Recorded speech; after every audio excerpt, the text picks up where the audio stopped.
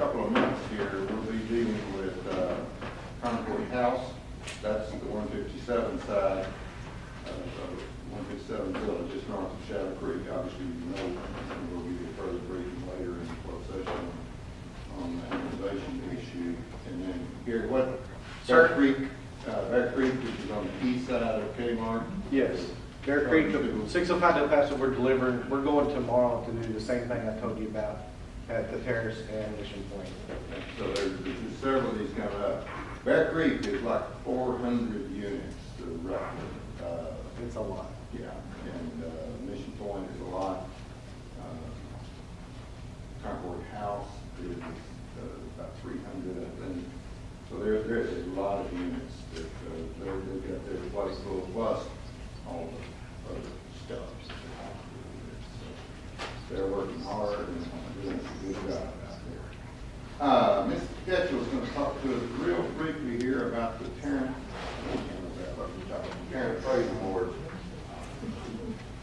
nomination process. The Tarrant Appraisal Board has asked that if the council would like to make any nominations, that we make those nominations and submit those by resolution by October 15th.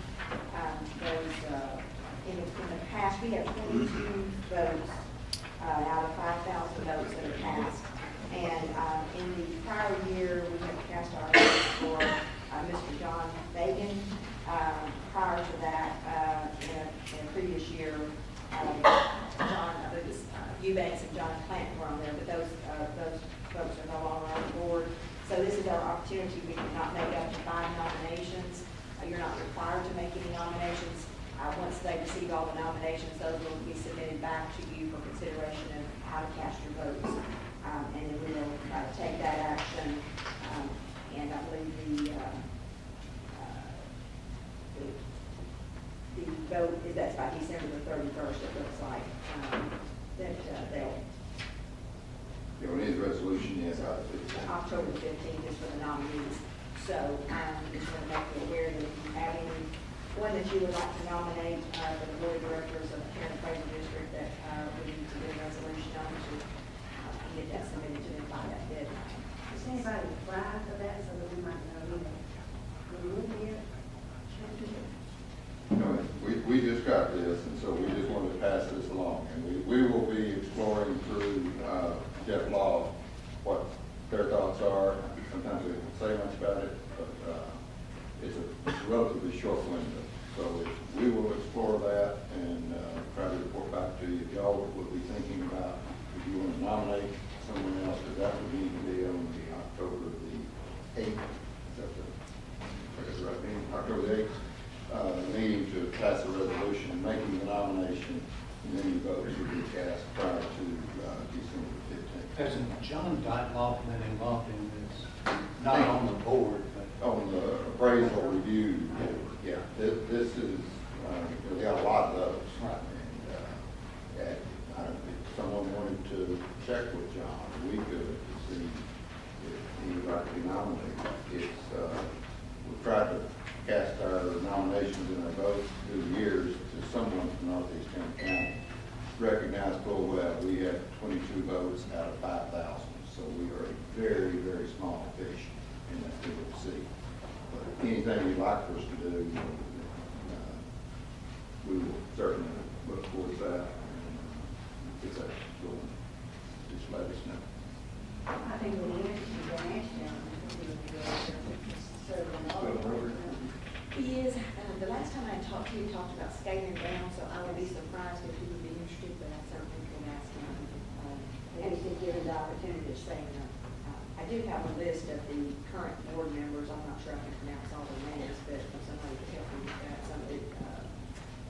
Trip out now. John Fagan, John Mullen, Michael Glassie, Ron Riley is the tax assessor. You know, what do I think that's me. And so I'm assuming all of those people are expressing their interest from this sheet that I have here for the upcoming year, but those are the current folks. So we'll check with John and see if John Dytloff, see if John Fagan wants to be reappointed. We'll check with him. Okay. Janine, My only report is that we we've received the departmental tax for this month, and it's up 5% from last year for the same month, and we're up 5% from last year. Should get a sales tax tomorrow. Tomorrow? And you assured me, you assured me something the other day on that related sales tax. Yes, sir, and I don't believe you have a recording of that, so. You projected a pretty good increase.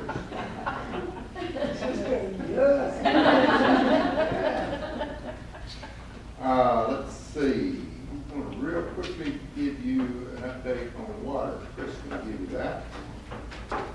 We usually come to you every month to tell you a little bit about the current reservoir stage, which just to get out of the way, we're at 65%, so that continues to trickle down, and we're dropping at a rate of about 1% a week. So there's been some news and some discussion going on. I want to make you aware that what we are looking forward to is taking a look at our stage 2 drought restrictions. And I think the jury is still out on whether we will get there or not this year. If you took that 1% a week and we didn't have significant rainfall occur here in the next few weeks, we could get there usually by the end of October. This is the U.S. Drought Monitor map. You see, there we are in Tarrant County, but we are in what they call a D2 drought, which is severe. That's the color that we are indicated there in Tarrant County. 66% of the state of Texas is either in severe, extreme, or exceptional drought. So we're not alone in that, but that kind of paints the picture there for the state. This is a screenshot from TRWD's website, and you can see right here they provide us the lake levels. Of course, we're interested particularly in Richland Chambers and Cedar Creek as the water supply to the Green River Authority for us. You can see both of those are down at 9.61 feet at Richland Chambers and almost 6.5 feet at Cedar Creek. As you know, we are in the stage 1 watering restrictions, and I think y'all are pretty well aware of what those different restrictions are. They're listed here.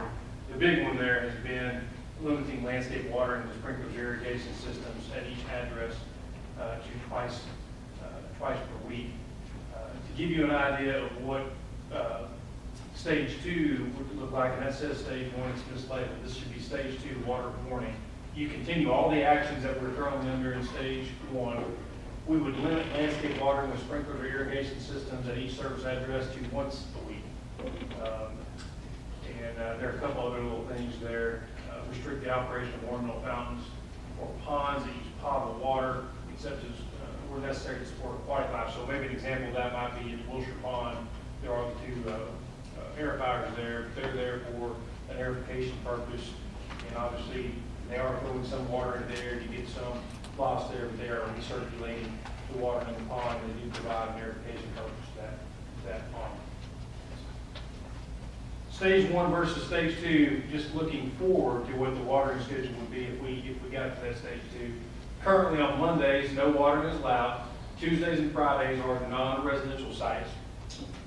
If you are watering at your house and your address ends in an even number, then you water on Wednesdays and Saturdays. And if your address ends in an odd number, you're currently watering on Thursdays and Sundays. What we would do if we went to stage 2 would be that all that basically gets cut in half. So there would be no watering Monday, Tuesday, Wednesday, or Thursday. Fridays would be the non-residential watering day. Saturdays would be the even residential addresses. And Sundays would be odd residential addresses. There's been some discussion as far as the regional drought contingency plan. They all say what ours says, the 1 day a week. They don't get into the details of specifying which day that is. As a region, we've kind of gone with this stage 1 schedule so that generally every city is on the same schedule. It's easier for the residents to understand. And in certain parts of our city, you may be across the street from another city, and it makes it a little bit easier to communicate that message. We've tried to reach out to TRWD and some other cities. I can't tell you as we speak now, when you go over here to stage 1, what everybody else is planning on doing. I guess candidly, we've all hoped that we would not get to the stage 2 restrictions. In our mind, this is what we would propose. It makes sense to, instead of change the days, again, I'm an odd address at my house, so I'm currently Thursdays and Sundays. I drop one of those days, and it would be Thursday, I'd be able to water on Sunday. So we're starting to take a look at that now, just to let you know what that might look like. You will also see kind of around town, we just started putting out some new mandatory watering restriction signs. The attempt here is to get the word out and get another way to our residents. Some other communities have got stage 1 restriction signs. We've chosen to go with just mandatory watering restrictions. That way we don't have to go switch them out if we can move to stage 2 or stage 3 or back to stage 1. But also, those restrictions are pretty much too detailed to put on a sign. You've seen some little A-frames we have around town that attempt to tell you what days. That's a lot to read when you're driving down the road. That's why those are typically at intersections. But what we're trying to do here is direct folks to either call in to the main city number or to the city website where they can get that information. We are trying to scatter these signs around town in locations where folks may be stopped at traffic. So it's stop signs or intersections, specifically exiting subdivisions. So there's a lot of times we have subdivisions that only have 2 ingress-egress points. If we can get one there and an existing stop sign on the exit, typically people have stopped there, and so we're not able to see them. You'll see some of those around town. Right. Our thought here, you recall, when the region went to stage 1, we did not for about 6 to 8 weeks, I think. But the thought is if our water levels drop to 65%, then we probably need to follow suit. So that's going to be a pretty critical water level for us. And so obviously those will be different opinions, but and hopefully we'll get there. All we need is a good hard rain in eastern part. But if you've noticed, we pointed out Cedar Creek and Liston Chambers, it all goes to Lake Arlington. And even Lake Arlington is now 6 so very good. Any other thoughts on that? We got it. Hopefully we can avoid it. But and as far as people's yards, by the end of October, water is even. Okay, our dinner is ready. When we come back, we will, got one more little pre-council item that won't take but just a second, and then we'll cover our agenda and then we'll go to first session. So dinner is served, and it is for I believe.